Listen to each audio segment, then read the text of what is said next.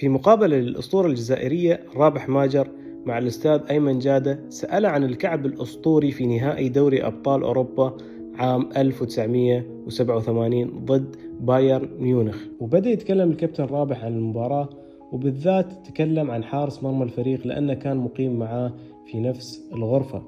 قال قبل المباراة بيوم حسيته غير طبيعي، فلما سألته عن حالته قال بصراحة أنا خايف لأنه راح نباري فريق قوي جدا مثل بايرن ميونخ، فحاول يطمنه ويهديه وقال له أنه راح نفوز في هذه المباراة.